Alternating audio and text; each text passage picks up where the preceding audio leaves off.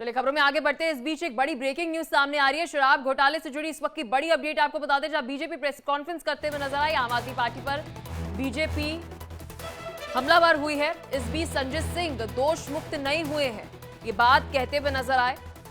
BJP प्रवक्ता, शराब घोटाले में अभी भी संजय दोषी हैं। घायल करना और झूठ फैलाना है। और तीसरा, जिसपे कानूनी तौर पे मैं ये कह सकता हूं कि सर्वोच्च न्यायालय के आदेश की मर्यादा को नहीं रखा है संजय सिंह ने और तार तार कर दिया है जो इस आदेश की भावना थी मूल। इसके परिणाम होंगे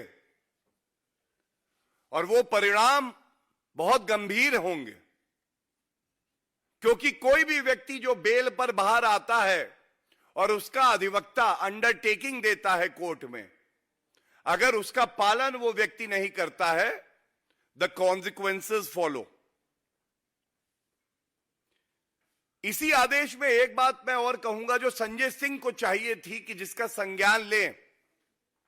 पहली बात तो वक्तव्य ही नहीं देना चाहिए था, लेकिन इसी आदेश में यह भी लिखा है कि we also clarify that we have not made any comments on the merits of the case. What does this mean?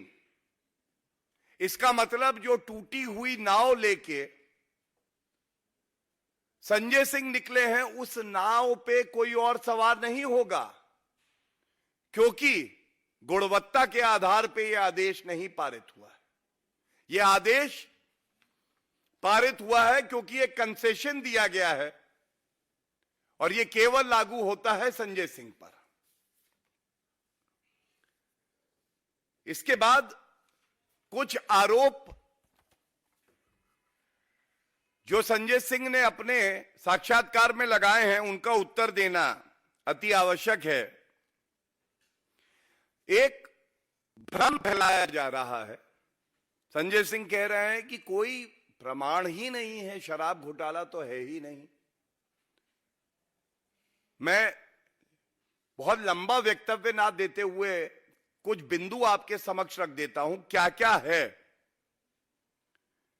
6 chargesheet file हुई हैं, 6, और 30 एक्यूज्ड पर्सन्स हैं, और ज्यादातर एक्यूज्ड पर्सन्स को बेल नहीं मिली है, जिसमें मनीष सिसोदिया 20 महीने से जेल की सलाखों के पीछे हैं और सर्वोच्च न्यायालय तक ने उनकी याचिका को निरस्त किया और रिव्यू पिटीशन को डिसमिस किया।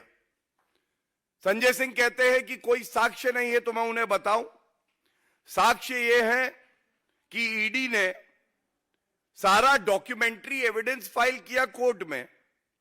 ईमेल हैं जो घोटालेबाजों ने एक दूसरे को लिखे हैं, उनके व्हाट्सएप चैट्स हैं, उनकी वॉइस रिकॉर्डिंग्स हैं, उनके फोन्स का कॉल रिकॉर्ड है।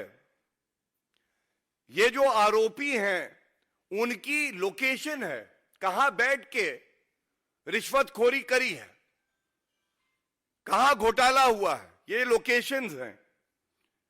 और इसके साथ साथ जो बैठक हुई है उनकी, उसका सारा ब्यौरा ये ईडी ने रखा है। अब आप बताइए, ये सारा प्रमाण जो मैंने आपको बताया विभिन्न कैटेगरी में ईडी न्यायालय के सामने रखती है, तो कैसे संजय सिंह कहते हैं कि कुछ भी नहीं है? इसके साथ ही एक बड़ी अहम बात आपको बताना चाहूंगा। बार बार संजय सिंह कहते हैं कि जो बयान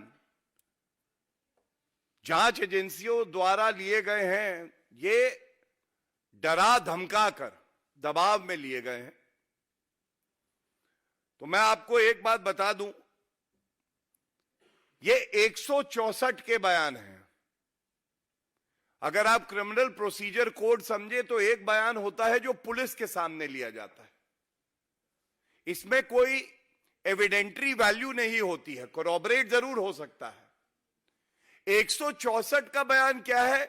164 का बयान यह होता है कि व्यक्ति को मजिस्ट्रेट के सामने ले जाया जाता है। मजिस्ट्रेट कहता है कि इस व्यक्ति के अलावा कोई इस कमरे में नहीं रहेगा।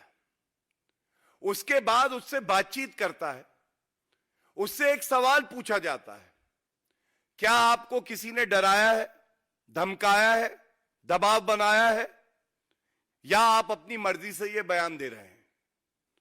और 164 का जो बयान होता है, कानून की नजरों में इसकी बहुत अहमियत होती है, क्योंकि तमाम बार ऐसा होता है कि अगर किसी व्यक्ति पे दबाव भी बनाया हो तो मजिस्ट्रेट के सामने वो कहता है कि मुझ पे दबाव है, ये बयान में नहीं देना चाहता, और वो बयान नहीं होता।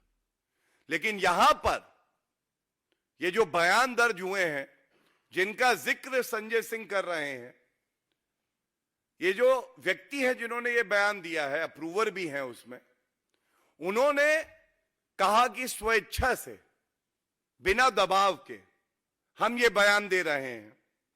और जो मजिस्ट्रेट है जिसके सामने ये बयान होता है, उसने जब सुनिश्चित कर लिया कि ये बयान स्वेच्छा से है, उसके बाद ये बयान रिकॉर्ड हुए। और सबसे बड़ी बात जो 164 के बयान की है, कानूनी तौर पे मैं आपको बता रहा हूं, it is admissible in law.